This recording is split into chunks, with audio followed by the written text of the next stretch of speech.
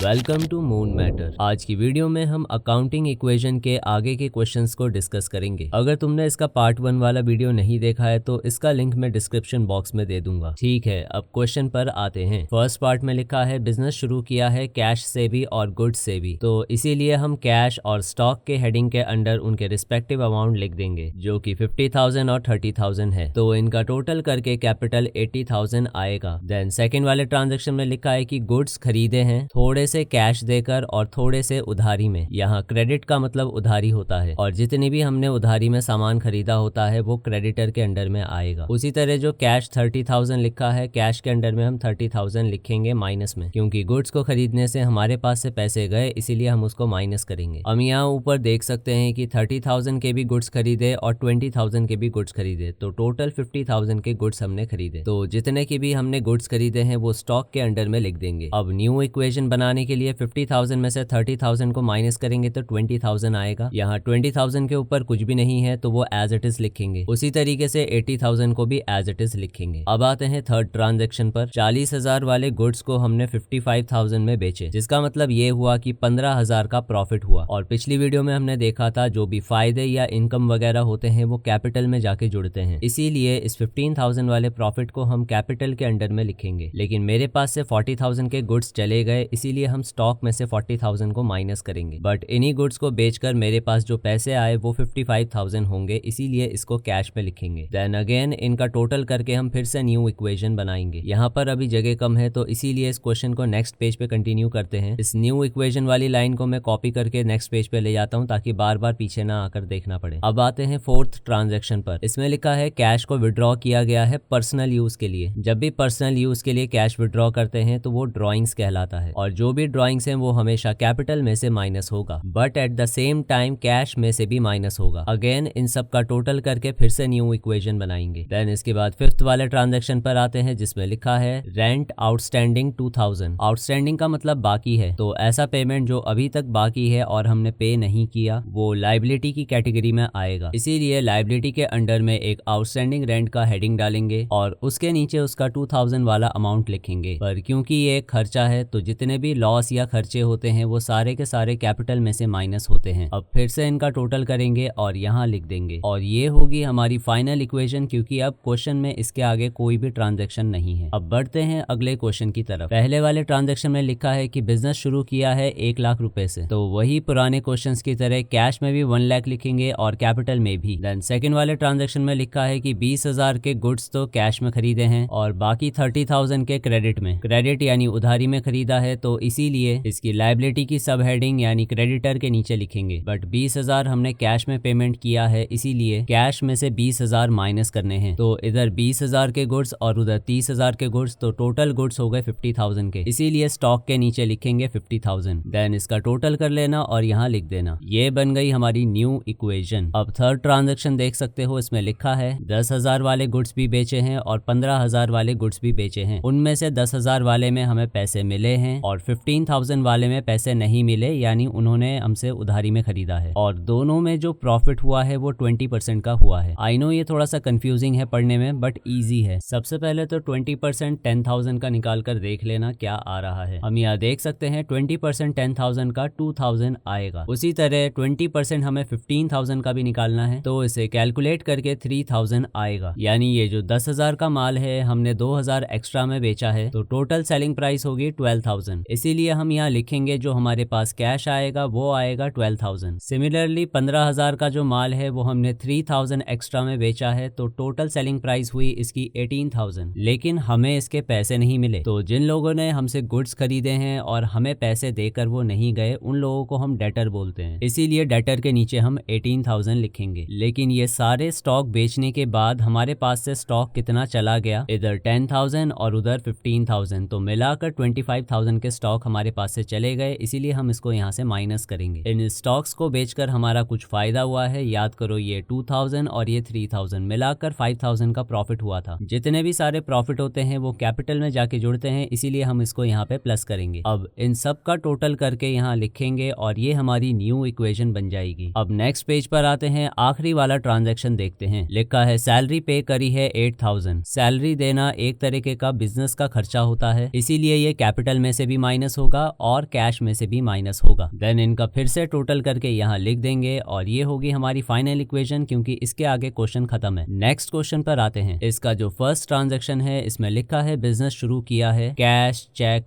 Goods, machinery, furniture वगैरह से। तो ये जिन जिन के नाम हमने अभी पढ़े उन सब की यहाँ पे हेडिंग डालेंगे और उनके नीचे उनके रेस्पेक्टिव अमाउंट डाल देंगे। इन सबको अगर प्लस करेंगे तो टोटल कैपिटल बैठेगा 3,60,000। अब आते हैं सेकंड ट्रांजैक्शन पर। इसमें लिखा है ऊपर दिए गए 1/3 गुड्स को हमने बेच दिया 10% के प्रॉफिट में, लेकिन उसमें से अभी आधा पैसा ही मिला है। तो पहले देखते हैं कि 1/3 इस 60,000 का करेंगे तो क्या आएगा। 1/3 को अगर 60,000 से मल्टीप्लाई करेंगे तो 20,000 आएगा, लेकिन इस 20,000 में प्रॉफिट जो है वो 10% का है, तो अगर 20,000 का 10% निकालेंगे तो 2,000 आएगा। यानी 20,000 के गुड्स में हमें 2,000 का प्रॉफिट चाहिए, यानी इसको हमें 22,000 में बेचना होगा। लेकिन इस 22,000 में से हमें सिर्फ आधा पैसा ही मिला है, यानी 11,000 मिले हैं और बाकी 11,000 नहीं मिले, यानी वो डेटर की कैटेगरी में आ गए। इसीलिए हम यहाँ कैश में 11,000 लिखेंगे और डेटर में भी 11,000 लिखेंगे। याद होगा हमने प्रॉफिट निकाला था 2,000 का, तो जो भी प्रॉफिट होते हैं वो कैपिटल में जाके ऐड होते हैं और जो भी हमने 1/3 गुड्स बेचे थे जो कि 20,000 के थे वो हमारे पास से चले जाएंगे, इसीलिए हम इसको स्टॉक में से माइनस करेंगे। अब इन सभी का टोटल करके यहाँ लिख देना, ये होगी हमारी न्यू इक्वेशन। अब थर्ड वाले ट्रांजैक्शन में डेप्रिसिएशन ऑन मशीनरी दे रखा है। डेप्रिसिएशन का मतलब है कि मशीन की वैल्यू में गिरावट होगी। ओरिजिनली अगर देखें तो मशीनरी 1 लाख की है, तो इस 1 लाख का अगर 10% निकालेंगे तो 10,000 आएगा, इसीलिए हम यहाँ 10,000 माइनस कर रहे हैं मशीनरी में से। जितने भी खर्चे या लॉसेस होते हैं वो कैपिटल में से भी माइनस होते हैं, इसीलिए हम कैपिटल में से इस 10,000 को माइनस करेंगे। इन सब का टोटल कर लेना और यहाँ लिख देना, ये फिर से नया इक्वेशन बन जाएगा। इस न्यू इक्वेशन को मैं नेक्स्ट पेज पर दोबारा ले जाकर लिख देता हूँ ताकि पीछे आकर बार बार ना देखना पड़े। फोर्थ वाले ट्रांजेक्शन में लिखा है कि कैश विड्रॉ किया है पर्सनल यूज के लिए, यानी यहाँ पे ड्रॉइंग्स की बात हो रही है। और याद करो हमने बहुत पहले देखा था कि ड्रॉइंग्स अगर होगी तो वो कैपिटल में से तो माइनस होगा, at the same time cash में से भी माइनस होगा। देन फिर से इनका टोटल करके न्यू इक्वेशन बना लेना। अब देख सकते हो यहाँ पर एक नई चीज आ गई, इंटरेस्ट ऑन ड्राइंग 5% लिखा है। पहले तो 5% इस 10,000 का कर लेना जो हमने पहले ड्राइंग्स करी थी। 10,000 का 5% निकालने पर 500 आएगा। तो तुम्हें इसको कुछ इस तरीके से शो करना है। पहले तो इसको माइनस के फॉर्म में दिखाओगे कैपिटल के अंदर, एंड ठीक उसी के नीचे इसको प्लस के फॉर्म में भी दिखाना है, क्योंकि ये फर्म की कमाई भी होती है। तो जब भी इंटरेस्ट ऑन ड्राइंग आए तो उसको अकाउंटिंग इक्वेशन में इसी तरीके से ट्रीट करना है। देन अगेन इनका टोटल करोगे तो न्यू इक्वेशन में वही सेम वैल्यूज आ जाएंगी। अब आते हैं इसके लास्ट वाले ट्रांजैक्शन में जिसमें लिखा है गुड्स को बेचा है 10,000 में। तो अगर 10,000 के गुड्स 10,000 में ही बेचे हैं तो 10,000 वाले गुड्स हमारे पास से चले जाएंगे, इसीलिए इसको स्टॉक में से माइनस करेंगे। पर इन गुड्स के जाने के बदले में हमें मिलेंगे पैसे, तो इसीलिए कैश में 10,000 ऐड होगा। इन सब का फिर से टोटल कर लेना और हमारी फाइनल इक्वेशन आ जाएगी। यहाँ कुछ और भी क्वेश्चन है, इनको चाहो तो पॉज करके देख सकते हो, बाकी तुम लोगों के प्रैक्टिस के ऊपर है। इनको प्रैक्टिस करते समय ये ध्यान रखना कि स्पीड बहुत ही फास्ट होनी चाहिए, क्योंकि अकाउंटेंसी में यही हर बार कंप्लेन आती है कि पेपर हमारा छूट गया। कोशिश यही रखनी है कि राइटिंग बहुत तेज रहे। आज की वीडियो में बस इतना ही, मिलते हैं नेक्स्ट वीडियो में, तब तक के लिए लेवल अप योर लर्निंग।